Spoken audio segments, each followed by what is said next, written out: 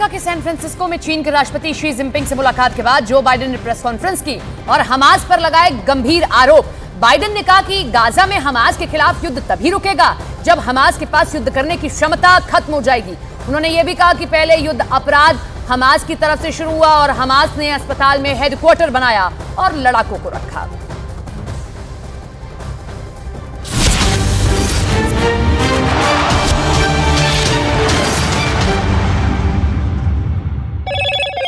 Hello मोटो। Motorola Bharat का सबसे अच्छा 5G स्मार्टफोन ब्रांड।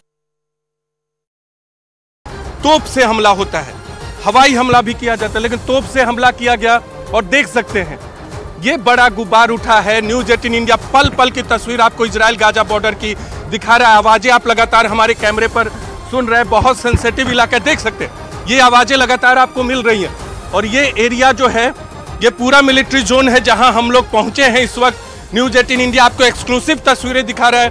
पीछे आपको तोप आपको दिख रहा होगा। कैमरा पर्सन बाईं तरफ थोड़ा सा कैमरा करके दिखाए। ये तोप पर सेना के जवान तैनात हैं और ये मिलिट्री जोन है।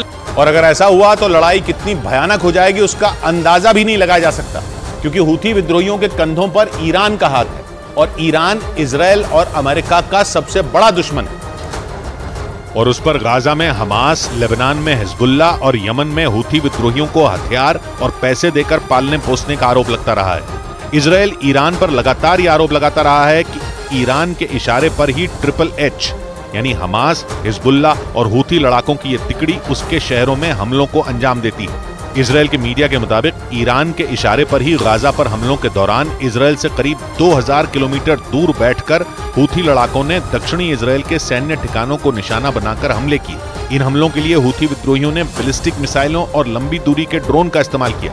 हालांकि इजराइल ने दावा किया है कि हूथी की मिसाइलें इजराइल की हवाई सुरक्षा को भेदने में नाकाम रही हैं।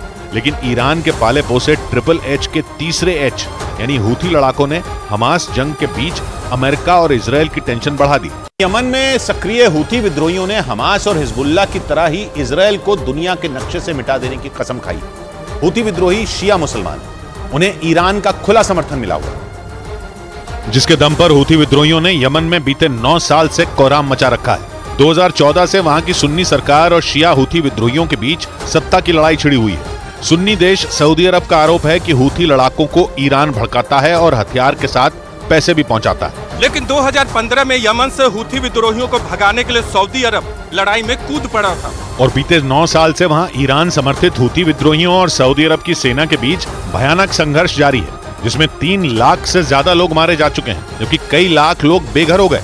लेकिन यहूदी देश इजराइल के खिलाफ लड़ाई में दुनिया के दूसरे मुस्लिम देशों की तरह हूथी विद्रोही ईरान और उसका दुश्मन सऊदी अरब भी सुर में सुर मिलाते नजर आ रहे हैं। ये तीनों ही गाजा पर इजराइल के हमलों से बुरी तरह भड़के हुए हैं। यानी यमन में सालों पुराने दुश्मनों का रिश्ता इजराइल और हमास की जंग की वजह से सुधरने की राह पर चल पड़ा, क्योंकि लड़ाई यहूदी देश और मुस्लिम देशों के बीच होती नजर आई, जिसकी वजह से ईरान को मुस्लिम देशों का अगुवा बनने और उनको एकजुट करने का मौका मिल गया। और इस मौके को भुनाते हुए ईरान ने दुनिया भर के मुस्लिम देशों से इजराइल के खिलाफ एकजुट होने की अपील कर दी। इजराइल के अखबार द टाइम्स ऑफ इजराइल के मुताबिक गाजा पर हमले के दौरान ईरान इजराइल के उत्तर में हिजबुल्ला, दक्षिण में हमास और इजराइल से 2000 किलोमीटर दूर यमन में हूथी विद्रोहियों को लगातार भड़का रहा है।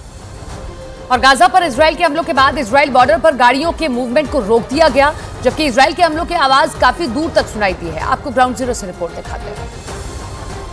पिछले 15 मिनट में एक के बाद एक बड़े हमले किए गए हैं। ट्रैफिक रुक गया है, यहाँ देख सकते हैं। ये पूरा ट्रैफिक जो है मिलिट्री जोन पहले से ही है और ये जो गाड़ियां हैं यहाँ आने की इजाजत सभी गाड़ियों को नहीं है, लेकिन ये वीवीआईपी गाड़ियों की भी ट्रैफिक जो है रुक गई है। लेकिन धुएं का गुब्बार हम आपको दिखा रहे हैं। एक के बाद लगातार उस इलाके में, उस लोकेशन पे बैक टू बैक हमला किया जा रहा है तोप और टैंक के जरिए, और बीच बीच में हवाई हमला भी किया जाता है। जमीन पे आईडीएफ के जवान हैं और ऊपर से तोप और टैंक या हवाई हमले से लगातार उस आतंकी लोकेशन पे हमला किया जा रहा है। और इधर एक बार फिर आपको हमारे कैमरा पर्सन वो तस्वीरें दिखा रहे हैं आर्मी के लोकेशन की, जहां आर्मी के जवान तैनात हैं तोप और टैंक के साथ। ये जो एरिया है कितना सेंसिटिव है उसका आपको अंदाजा लग सकता है।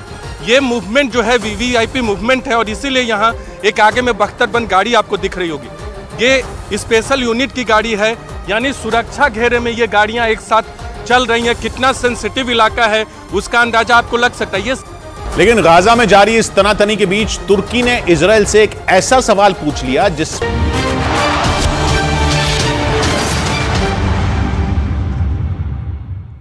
और बड़ी खबर आपको बता दें, इजराइल की सेना ने गाजा में शिफा अस्पताल में आतंकी ठिकाने की जानकारी मिलने के बाद बड़ी कार्रवाई की है। इजराइल की सेना ने शिफा अस्पताल को चारों तरफ से घेर कर वहां बने आतंकी ठिकानों को तबाह किया है और वहां इलाज कराने पहुंचे लोगों को सुरक्षित जगह पर शिफ्ट किया।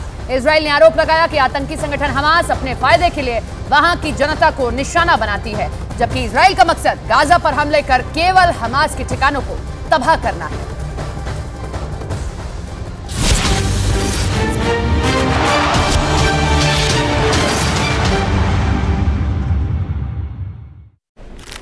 परमाणु बम होने के संकेत मिले। तुर्की के राष्ट्रपति ने बेंजामिन नेतन्याहू से पूछ लिया कि उनके पास कितने परमाणु बम हैं, जबकि इजराइल ने कभी भी परमाणु बम होने की जानकारी दुनिया को नहीं दी है। लेकिन तुर्की के राष्ट्रपति एर्दोआन के सवाल से आशंका जताई जाने लगी कि इजराइल दुनिया से कुछ छुपा रहा है। एर्दोआन ने बेंजामिन नेतन्याहू से पूछा कि इजराइल के पास कितने परमाणु बम हैं। एर्दोआन के सवाल का सीधा मतलब यह था कि तुर्की को इजराइल के दावों पर शक है। तुर्की को लगता है कि इजराइल के पास परमाणु बम मौजूद हैं, जिनका इस्तेमाल गाजा में हमास के खिलाफ किया जा सकता है। एर्दोआन ने यह बात तब कही जब वो तुर्की की संसद में बोल रहे थे। तुर्की लंबे वक्त से मांग कर रहा है कि गाजा पट्टी में इजराइल की फौज सीज फायर कर दे। हमास के खिलाफ इजराइल की जंग में पहले से परमाणु बम के इस्तेमाल की आशंका जताई जा रही है। यहां तक कि फास्फोरस बम जैसे केमिकल हथियार का तो इस्तेमाल हो भी चुका है। हिजबुल्लाह के पीछे सीधे सीधे ईरान की ताकत मानी जाती है। ईरान के हथियारों के दम पर ही हिजबुल्लाह अमेरिका की सेना तक को चुनौती देने से नहीं रुकता। मतलब यह कि हिजबुल्लाह के साथ जंग सीधे ईरान के साथ जंग की तरह हो सकती है। और हमास के साथ लड़ रहा इजराइल ये बिल्कुल नहीं चाहेगा कि उसे ईरान के साथ युद्ध का मोर्चा खोलना पड़े। हालांकि दोनों के बीच पिछले कई साल से जंग जैसा माहौल ही रहा है। इजराइल अमेरिका का साथ लेकर ईरान को हमेशा धमकाता रहा है। ईरान पर परमाणु बम बनाने का आरोप लगाकर इजराइल ने उसे पूरी दुनिया के सामने विलेन बनाने की भी कोशिश की। माना जा रहा है कि इसी वजह से ईरान ने चरमपंथी संगठन हिजबुल्लाह को इजराइल के सामने खड़ा कर दिया है, जो इजराइल की उत्तरी सीमा पर पिछले कई साल से इजराइल का सिरदर्द बना हुआ है। लेबनान में बैठकर वो इजराइल पर हमले करता रहता है और ईरान से उसे हर तरह की मदद भी मिलती है। माना जा रहा है कि इसी वजह से इजराइल ने हमास के बाद हिजबुल्लाह के सफाई की बात कही, ताकि ईरान भी जंग में उतरे तो इजराइल की सेना उससे निपट सके। हमास के समर्थन में हूथी विद्रोही अब इजराइल से सीधी टक्कर लेने की तैयारी में है और इसका ट्रेलर भी हूथी विद्रोहियों ने दिखाना शुरू कर दिया। इजराइल और हमास के बीच 1 महीने से ज्यादा वक्त से छिड़ी जंग के दौरान हूथी लड़ाकों ने छठी बार इजराइल पर मिसाइलों और ड्रोन से हमला करके अपनी मंशा साफ कर दी और ये जता दिया कि वो इजराइल के खिलाफ हमास की जंग में कंधे से कंधा मिलाकर लड़ेंगे। न्यूज एजेंसी रॉयटर्स के मुताबिक उत्तरी गाजा पर इजराइल के कंट्रोल के ऐलान के बाद हूथी विद्रोही बुरी तरह बौखलाए हुए हैं। इजराइल के खिलाफ नफरत की आग में जल रहे हूथी विद्रोहियों ने दो टूक कहा कि अगर गाजा पर इजराइल के हमले नहीं रुके तो उनका अगला निशाना लाल सागर में इजराइल के जहाजों पर होगा।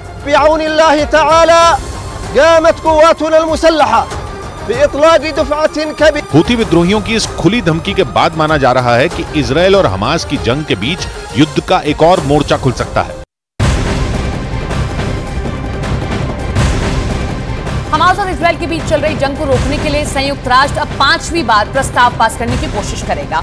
यूएन में पहले 4 बार कोशिशें हुई जो नाकाम रही। अगर हमास और इजराइल जंग को लेकर प्रस्ताव पास होता है तो जंग में रुककर गाजा में लोगों को मानवीय मदद पहुंचाने की कोशिश की जाएगी।